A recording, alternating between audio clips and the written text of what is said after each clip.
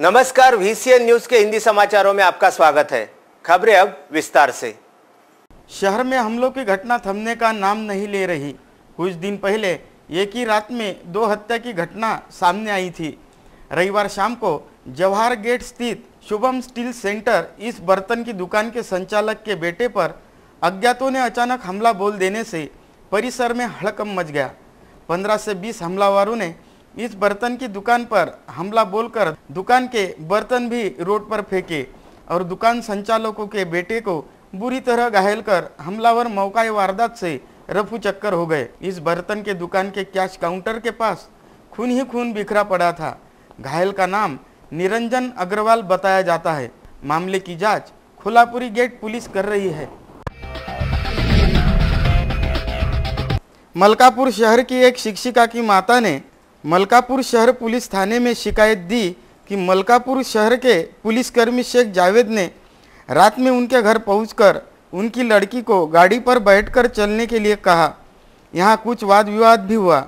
इसके चलते जावेद ने लड़की की माता को काट लिया। ऐसी शिकायत मिलने पर पुलिस ने विविध धाराओं के तहत तुरंत कार्रवाई कर जावेद को हिरासत में लिया और दूसरे दिन न्यायालय में हाजिर किया। शहरामध्ये दिनांक 30/5/18 रोजी संध्याकाळी जोशी गल्लीमधील सुवर्णाताई जोशी यांनी पोलीस स्टेशनला एक तक्रार दिली, ज्यामध्ये पोलीस स्टेशन मलकापूर येथे कार्यरत असलेला शेख जावेद नावाचा कॉन्स्टेबल हा त्यांच्या घरामध्ये गेला आणि त्या घरामध्ये जाऊन त्यांची जी मुलगी होती ती माझ्यासोबत चाल आणि त्यांच्या घरी जाऊन त्या ठिकाणी वाद झाला। त्या वादावादीमध्ये यांनी त्या मुलीच्या आजीला चावा घेतलेला आहे व त्या ठिकाणी थोडा गोंधळ झाला, अशा प्रकारची तक्रार झाली।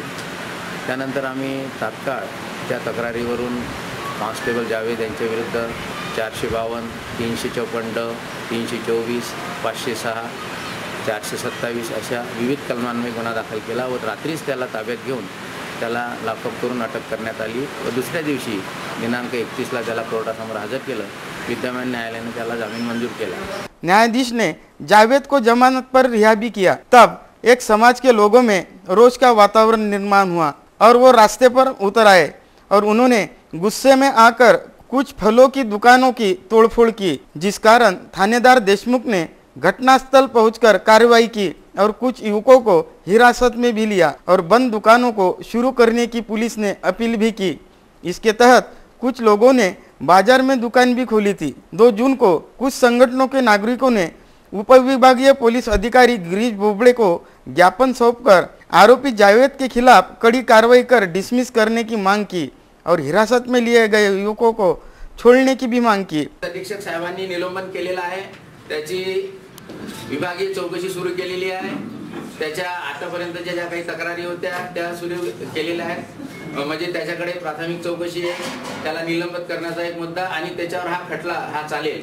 त्यामुळे आता तो नोकरीत नाही आहे, त्यामुळे आम्ही त्याची सर्व जे काही त्याचा गुन्हा असेल त्याला पाठीशी घातलेलं नाही आणि पूर्णपणे जी कायद्यात आहे अशी आम्ही त्याच्यावर पूर्णपणे कारवाई केलेली आहे आणि आपण दिलेल्या निवेदनाप्रमाणे सुद्धा आम्ही जे काही मुद्दे असतील त्याची पण दखल घेऊ। त्याला डिपार्टमेंटल बडतर्फ करा, ते आता करून चौकशी करणार आहे। यामध्ये साहेब ज्या व्यक्तीमुळे संपूर्ण सामाजिक संस्था 2 समाजामध्ये उभी दुई निर्माण होऊन राहिली आणि मनकलुषित होऊन जातीय रंगवून एक मोठा कायद्याचा स्वरूप प्रश्न निर्माण होऊन राहिला, अशा व्यक्तीला सेवेतनं बडतर्फ केलं पाहिजे, ज्याला खरोखर आपल्या कर्तव्याची जाण नाही। बरोबर, अगदी बरोबर आहे। मलकापूरच्या लोकांचा त्याला त्याच्या नोकरीची फिकर नाही, कर्तव्याची जाण नाही आणि बडतर्फ करण्याचा विषय जो आहे आम्ही याच्यावर एक लेटर लावून एसपी साहेबांसमोर उद्या ठेवू। इस अवसर पर पुलिस अधिकारी गिरीश बोबड़े ने नागरिकों को समझा बुझाकर और आश्वासन देकर रवाना किया और शांति बनाए रखकर पुलिस को सहयोग देने की अपील भी की। आरोपी पुलिसकर्मी जावेद को निलंबित करने की जानकारी प्राप्त हुई है। मलकापुर से हमारे संवाददाता मोहम्मद फारूक की यह रिपोर्ट। या घटनेनंतर विद्यमान न्यायालयाने जामीन मंजूर केल्यानंतर काही समूहामध्ये राग निर्माण झाला व त्यांनी विशिष्ट काही हातगाड्या वगैरे 2-4 ठिकाणी त्या रागामध्ये उलटपालट केल्या। त्या संबंधाने सुद्धा तात्काळ शहर पोलीस स्टेशनचे PI देशमुख होते, स्टाफ घेऊन त्यांना त्या ठिकाणी जाऊन त्यांनी ते कंट्रोल केलं। काही आरोपी आम्ही अरेस्ट केलेला आहे, त्यांच्या विरुद्ध आम्ही दंगलीचे गुन्हे दाखल केलेले आहे आणि त्या 4ही आरोपींचा PCR घेतलेला आहे। सध्या गावामध्ये पूर्ण फिक्स पॉईंट पेट्रोलिंग व कडक बंदोबस्त ठेवण्यात आलेला आहे आणि सध्या नागरिकांना शांतता ठेवण्याचं आवाहन केलेलं आहे। आज आठवडी बाजार होता, तो सर्व शांततेत सुरू आहे आणि कोणत्याही प्रकारची सध्या परिस्थिती तणावाची मलकापूर शहरात नसून सर्वत्र बंदोबस्त योग्य ठेवण्यात आलेला आहे। सारे जग का पोशिंदा अपनी विविध समस्याओं को लेकर सदमे में है। इसके चलते पूरे राज्य के किसान 1 जून से हड़ताल कर रहे हैं। खामगांव में भी किसान हड़ताल कर प्रशासन का विरोध कर रहे हैं।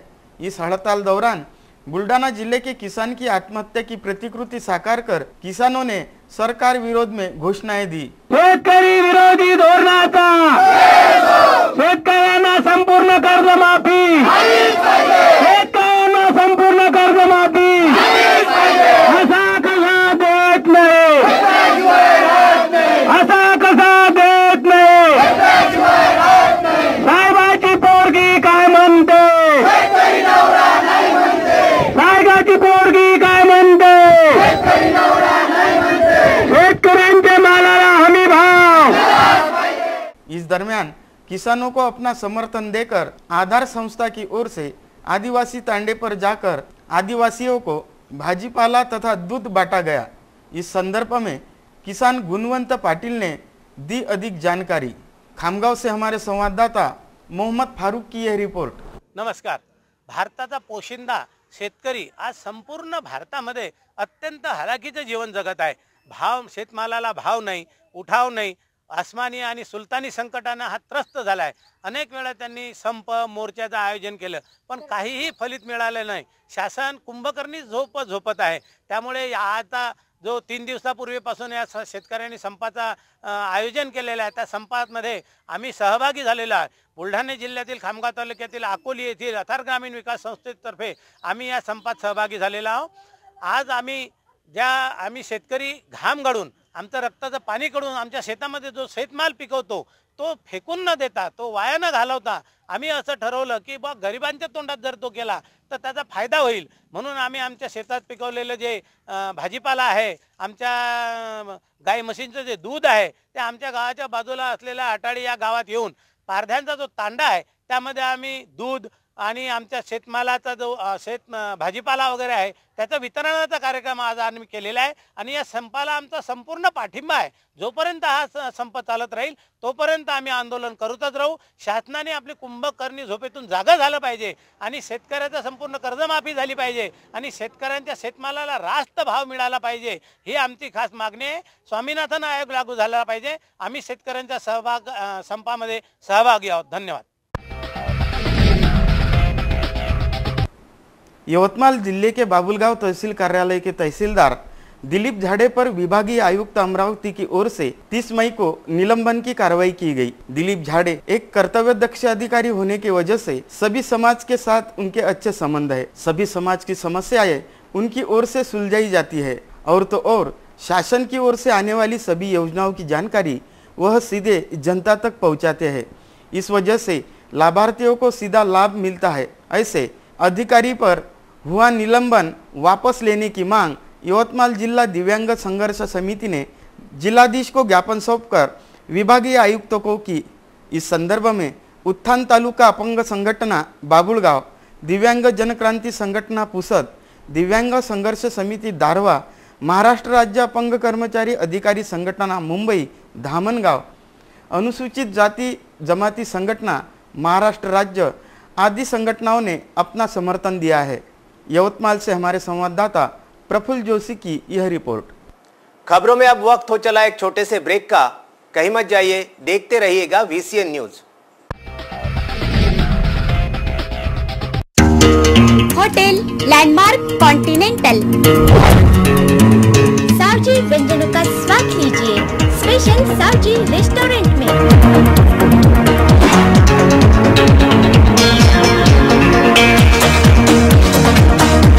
DJ party hall, AC rooms, अपने चहेतों के लिए खास बर्थडे हॉल एवं मैरिज लॉन। खास फैमिली के लिए फैमिली गार्डन।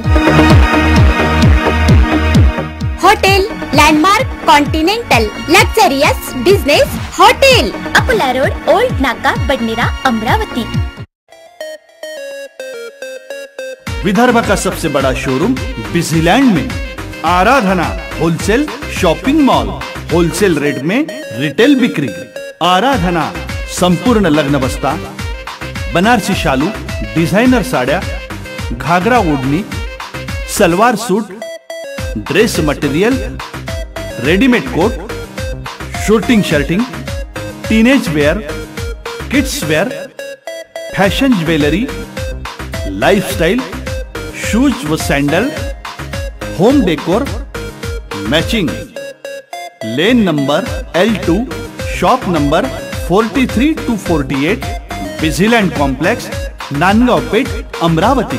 आराधना wholesale shopping mall, wholesale rate में चिल्लर बिक्री। आराधना। ब्रेक के बाद एक बार फिर से आपका स्वागत है। देखते हैं कुछ अन्य खबरें विस्तार से। अमरावती सेंट्रल जेल में बंदीजनों के लिए विविध सुविधा मुहैया कराई जा रही है। जेल अब जेल न रहकर बंदी सुधार गृह के रूप में विकसित किया जा रहा है, जिसके तहत बंदीजनों को शिक्षा, खेल, मनोरंजन, रोजगार आदि विविध योजनाओं का लाभ देकर उनमें सुधार लाने की कोशिश की जा रही है। इसके मद्देनज़र रविवार की सुबह अमरावती कारागृह में रेडियो कारागृह अमरावती का शुभारंभ किया गया। इस अवसर पर कारागृह विभाग के उप महानिरीक्षक योगेश देसाई ने अपना मनोगत व्यक्त किया।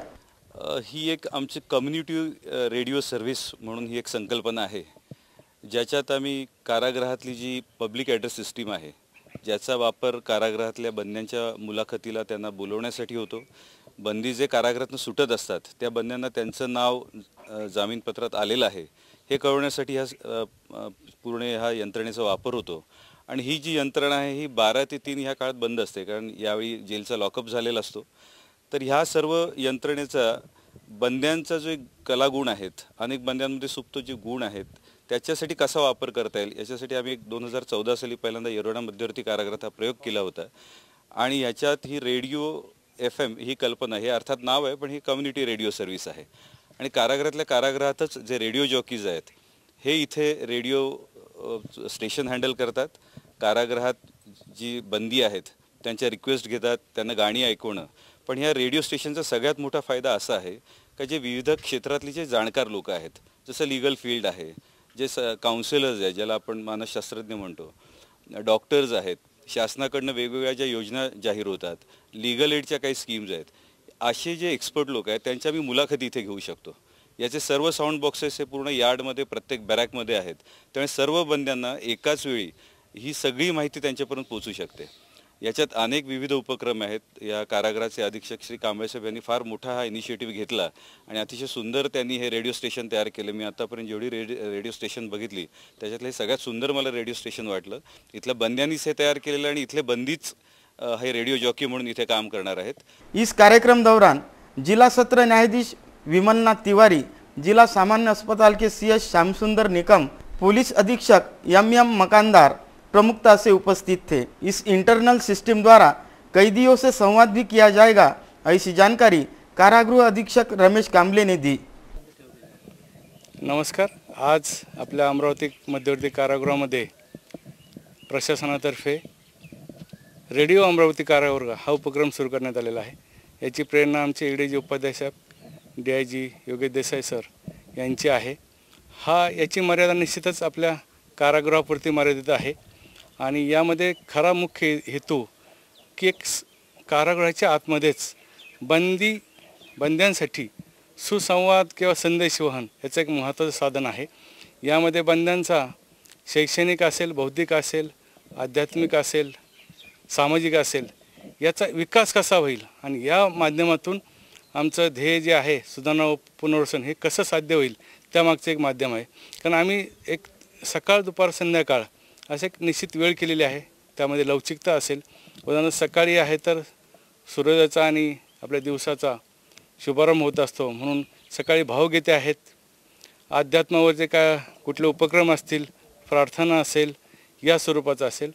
दुपारच्या वेळेला मनोरंजनाचे कार्यक्रम आहेत, काही संदेशवन आहे आणि पुन्हा आपल्याकडे संस्कृतीला खूप महत्त्व आहे. त्याच्यामध्ये वेगवेगळे सण असतात, राष्ट्रीय पुरुषांचे जयंती असतात, कुठल्या पण बऱ्याच वेळा सामाजिक दिन साजरा करतो, मातृदिन आहे, वृक्षारोपण दिन आहे. तर याचंसुद्धा अवेअरनेस, याचं महत्त्व पटवून बंद्यांना कशा प्रकारे नॉलेज मिळेल आणि समाजामध्ये मुक्त झाल्यानंतर तो कशा प्रकारे सक्षम नागरिक बनेल त्याचं त्याला जडणघडणीचं एक माध्यम म्हणून आम्ही एक प्रकारे प्रशासनातर्फे वापर करणार आहोत. जय हिंद, जय महाराष्ट्र. जिले के चांदूर रेलवे में पानी की समस्या को लेकर जनता बेहाल हुई है. इस शहर को नगर परिषद द्वारा पानी का वितरण किया जाता है, लेकिन यह पानी पीने योग्य नहीं होने से नागरिक अपने स्वास्थ्य को लेकर बेचैन दिखाई दे रहे हैं. और तो और रेलवे स्टेशन से सिनेमा चौक के रास्ते पर पथ दीपक पिछले 1 साल से बंद पड़े हुए हैं. चांदूर रेलवे में चारों ओर गंदगी भरी पड़ी हुई है, लेकिन नगर परिषद के सत्ताधारी तथा विरोधी पक्ष के कुछ पार्षद जनता को बेहाल छोड़कर प्रशिक्षण के नाम पर जम्मू कश्मीर की सैर करने गए हैं. ऐसी चर्चाओं ने यहाँ जोर पकड़ा है. जिन पार्षदों ने आज तक प्रशिक्षण दौरे किए, उस प्रशिक्षण का सामान्य जनता को कोई न तो लाभ हुआ न तो उनकी समस्या दूर हुई. ऐसा आरोप नगर परिषद के पूर्व उपाध्यक्ष ने लगाया है. शहर में अनेक समस्या पीछे छोड़ जनता की पैसे से ही ऐसी सैर करना ठीक नहीं, ऐसी प्रतिक्रिया नगर परिषद के पूर्व उपाध्यक्ष नितीन गवळी ने व्यक्त की. नगरपालिकेमध्ये बजेटमध्ये अनेक तरतुदी असतात, ज्यामध्ये शाळांच्या क्रीडा महोत्सव किंवा अपंगांना मदत म्हणून तेही बजेटमध्ये तरतूद केली जाते. वृक्षारोपण करणे अशा विषयावर आम्ही उपाध्यक्ष असताना आम्ही अशा पद्धतीचा कोणताही टूर नगरपालिकेमार्फत केला नाही. त्याचं कारणही असंच आहे की चांदूर रेल्वेची आर्थिक स्थिती ही अत्यंत जेमतेम परिस्थितीचीच आहे, कोणते आर्थिक स्त्रोत्र नाही. त्यामुळे असे 30-30, 35-35 लोक घेऊन नवरा बायकोसह कोणतेही सहल आम्ही अशी काढलेली नाही. हा नगरपालिकेच्या अंतर्गत येणाऱ्या मतदारांसोबत हा धोका आहे की तिथल्या नगरपालिकेच्या जे लोक टॅक्स भरतात त्यांच्या पैशातून अशी उधळपट्टी करणे हे खूप चुकीचे आहे. त्या पैशातून चांदूर रेल्वेचा विकास व्हावा, चांदूर रेल्वेचे प्रश्न सुटावे असे प्रश्न या नगरसेवकांनी हाताळायला हवे. तर ते न होता ही उधळपट्टी होत चालली आहे. आज शहरात अनेक समस्या आहेत, लाईट बंद आहे, पाण्याची समस्या आहे, अनेक समस्या जे आहे की ते छोटे छोटे त्याच्यासाठी तरतुदी केल्या तर ते प्रश्न सुटू शकतात. पण असं असतानाही या नगरसेवकांनी मागच्या वर्षी गोव्याचा टूर आणि या वर्षी जम्मू काश्मीरचा टूर हा घडून आणला. हे या शहरासाठी अत्यंत धोक्याची घंटी आहे. चांदूर रेलवे से हमारे संवाददाता शहजाद खान की यह रिपोर्ट. राष्ट्रसंत परम पूज्य नम्रमुनि द्वारा प्रेरित शहर के जाने माने अरहम युवा सेवा ग्रुप अपनी नए नए उपक्रमों से हमेशा सुर्खियों में रहता है. भीषण गर्मी में पशु पक्षियों की प्यास बुझाने हेतु मानवता का परिचय देकर इस ग्रुप द्वारा शहर के विभिन्न भागों में जल टंकियों का वितरण किया गया. स्थानीय अंबापेट स्थित जैन स्थानक में आर्थिक दृष्टि से असहाय छात्रों के सहायक बनने हेतु 1 व 2 जून को प्रो नोटबुक वितरण का उपक्रम इस ग्रुप द्वारा शुरू किया गया है. यहाँ पर बहुत ही किफ़ायती दरों में A1 प्रति के नोटबुक वितरित किए जा रहे हैं. प्रो नोटबुक पाने हेतु छात्रों को आधार कार्ड लाना जरूरी होगा. इस उपक्रम का लाभ लेने का आह्वान युवा ग्रुप ने किया है. नमस्कार सभी शहरवासियों. राष्ट्रसंत पूज्य गुरुदेव श्री नम्रमुनि जी महाराज साहेब प्रेरित अरहम युवा सेवा ग्रुप द्वारा प्रो नोटबुक डिस्ट्रीब्यूशन राहत दर में उपलब्ध कराने का महा उपक्रम तारीख 1 जून से शुरू हो चुका है. इस उपक्रम को बहुत अधिक शहरवासियों का रिस्पांस मिल रहा है. हमारा एक ही उद्देश्य है कि कहीं ना कहीं जो छात्र आर्थिक दृष्टि से असहाय है उनके हम सहायक बन सके और इसीलिए राहत दर में अरहम युवा ग्रुप के माध्यम से चाहे वो कॉलेज के स्टूडेंट हो चाहे स्कूल के स्टूडेंट हो उन्हें प्रो नोटबुक A+ क्वालिटी की उपलब्ध कराई जा रही है. आगामी बुधवार को 8 से 10 के बीच अंबापेट जैन स्थानक में प्रो बुक डिस्ट्रीब्यूशन का वितरण होगा. आप सभी उपस्थित रहे और ज़्यादा से ज़्यादा अपने आसपास के लोगों को बताइए ताकि किफ़ायती दर में वे भी इस योजना का अरहम युवा सेवा ग्रुप की ओर से शैक्षणिक सहायता योजना का लाभ सभी छात्र ले पाए. जैसे जैसे नोटबुक्स उपलब्ध होंगे वैसे वैसे 1 माह तक ये उपक्रम चलेगा। अब आगामी 6 व 7 जून को यह उपक्रम चलाया जाएगा। 3642 नोटबुक वितरित किए जाने की जानकारी मिली है। अधिक मास के पावन पर्व पर पूरे देश में विविध धार्मिक कार्यक्रमों का आयोजन किया जा रहा है। इस मास को पुरुषोत्तम मास भी कहा जाता है। इस मास में श्री विष्णु के पूजन का विशेष महत्व है। स्थानीय रानी सती अस्पताल के लक्ष्मी नारायण दुर्गा मंदिर में अधिक मास निमित्त हर रोज विविध धार्मिक कार्यक्रमों का आयोजन किया गया है। यहाँ हर रोज भजन कीर्तन आयोजित किया जा रहा है। रविवार 3 जून को गौड़ ब्राह्मण महिला मंडल द्वारा महिला भजन कार्यक्रम आयोजित किया गया, जिसमें महिलाओं द्वारा श्री विष्णु की भक्ति आराधना की गई।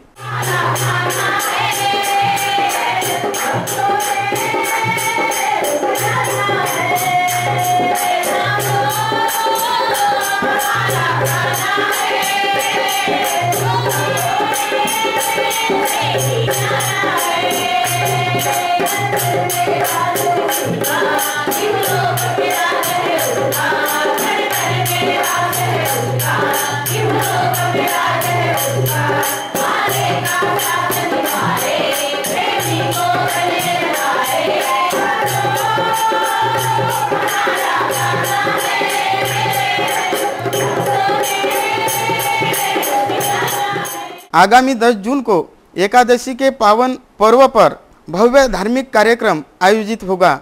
ऐसी जानकारी मंदिर के पुजारी अशोक महाराज जोशी ने दी।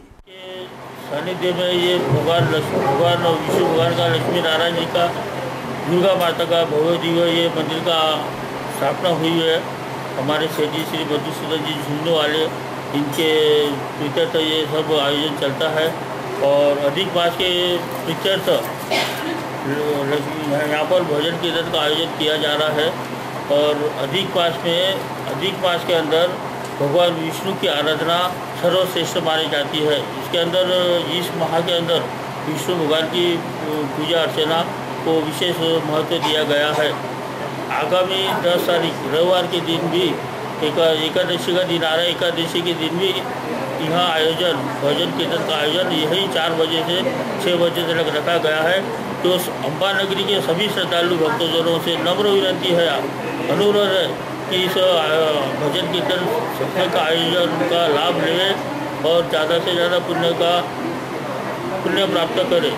और इसी तरह जुलाई महीने में भगवान जगन्नाथ जी की रथ यात्रा का भव्य दिव्य ऐसा आयोजन संपन्न होने जा रहा है। तो सभी अम्बा नगरी वासियों को यही अनुरोध किया जाता है कि ज़्यादा से ज़्यादा इस रथ यात्रा में सम्मिलित होकर पुण्य प्रदान करें। हिंदी समाचारों में आज के लिए बस इतना ही। विदर्भ से जुड़ी तमाम जानकारी जानने के लिए देखते रहिए विदर्भ का सर्वश्रेष्ठ न्यूज चैनल VCN न्यूज। नमस्कार।